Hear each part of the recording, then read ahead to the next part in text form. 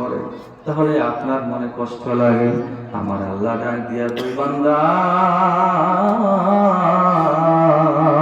তুমি যদি আমি আল্লাহকে না ডাকো, আমি আল্লাহর কষ্ট লাগে না, কষ্ট লাগে না। তবে মনে রাখবা, তোমার জানের বিনিময়ে, তোমার সম্পদের বিনিময়ে আমি আল্লাহ তোমাকে যে জান্নাত দিয়েছি, এই জান্নাত তুমি বান্দার কপালে জুটবে না।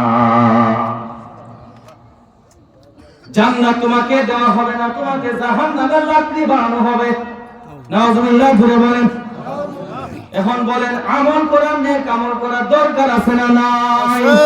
আজকে যুবকেরা আজান হলে মসজিদের পাশ দিয়ে হেঁটে হেঁটে বাজারে যায়, দোকানে আড্ডায় বসে যায়, মসজিদের দিকে যায় না। বড় দুঃখ লাগে রে বাবা। আপনি যদি সেজদা না দেন, মসজিদে না যান, এতে করে আল্লাহর কোনো লস নাই, লস হবে আপনি বান্দার যেরকম, ঠিক কিনা?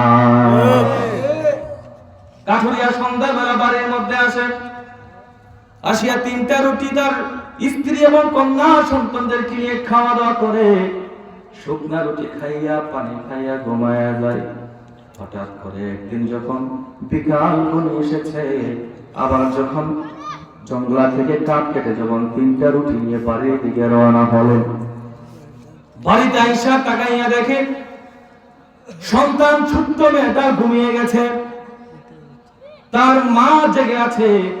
কথাবার্তা বলার পরে যখন মসজিদে গেল এশারে নামাজ আদায় করার জন্য, সারাদিন পরিশ্রম করে, এরপরও আমার আল্লাহকে বলে না, আল্লাহকে বলে না, আল্লাহকে বলে না, আল্লাহকে সেজদা দিতে বলে না। লক্ষ টাকার মালিক হয় নাই, মাত্র কাঠুরিয়া জঙ্গলা থেকে কাঠ কেটে মাত্র 3টা রুটি ক্রয় করে কিনে না খায়। এরপরে আমার আল্লাহকে বলে না, যেরকম সুবহানাল্লাহ। এশার নামাজ আদায় করতে গেছে, যাইয়া দেখে মানুষ নামাজ পড়ে বের হয়ে যাচ্ছে। একজন আল্লাহ ওয়ালা লোক, অপরিচিত, সে বসে বসে জিকির করতেছে। ডাক দিয়ে বলতেছেন, কাঠুরিয়া বলে, ভাই তোমার কাছে জানতে চাই, বলো এখানে যে তুমি বসে রইলা, এখানে তুমি বসে আছো, কিছু খাওয়া দাওয়া হয়েছে? কোন কথা বলে না। বলে, তোমার মুখ শুকায় গেছে, তাড়াতাড়ি বাড়িতে গেছে। বাড়িতে যাইয়া নিজে যে রুটিটা খাইবো, এই রুটিটা তিনি হাতের মধ্যে নিছেন, ওই কাঠুরিয়া হাতের মধ্যে নিছেন, ওই মসজিদে থাকা অবস্থানরত আল্লাহ ওয়ালা ব্যক্তিকে খাওয়ানোর জন্য। চিন্তা করছেন? তার বাগে মাত্র 1টা রুটি, এটাও খাওয়াই দিব। সুবহানাল্লাহ। স্ত্রী ডাক দিয়া কই, স্বামী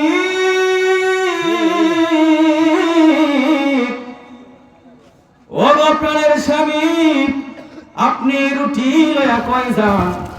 বলে, আমি যাচ্ছি মসজিদে, একজন মেহমান আসছে, বড় আল্লাহ ওয়ালা লোক, মুখ শুকিয়ে গেছে, তাকে আমি খাওয়াবো। বলে, শুধু আপনি কেন কাজ করবেন, সওয়াবের কাজ করবেন? দেওয়া যাবে না, আমি স্ত্রীর রুটিটাও আল্লাহ ওয়ালা লোকের জন্য দিয়া দিলাম। এমন সময় সন্তান উঠে গেছে, নারে তাকবীর, আল্লাহু আকবার, নারে রিসালাত, ইয়া রাসূলুল্লাহ, আহলে সুন্নাহ ওয়াল জামাত জিন্দাবাদ, সভাপতি সাহেবদের আগমন, নারে তাকবীর, আল্লাহু আকবার। আমাদের মাহফিলের যিনি সভাপতি মাওলানা সিদ্দিকুর রহমান সাহেব, আজ মাওলানা খাজা সাইদুল ইসলাম হুজুর কিবলা সাহেব চলে এসেছেন, সকলে বলি আলহামদুলিল্লাহ।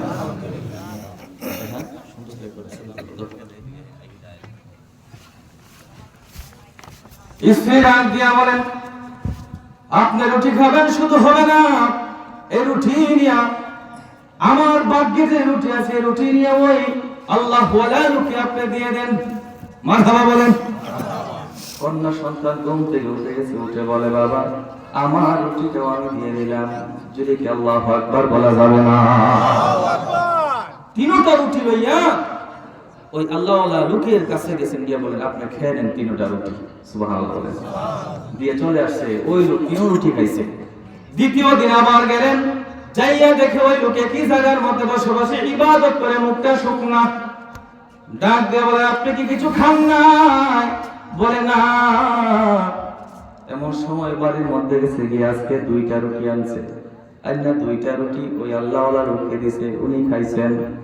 তৃতীয় দিন যখন আবার আসছেন, আইসা দেখে উনি বসা, বলে আজকে কি কিছু খাইছেন? মুখ দিয়ে শুকনা, কোনো কথা বলে না।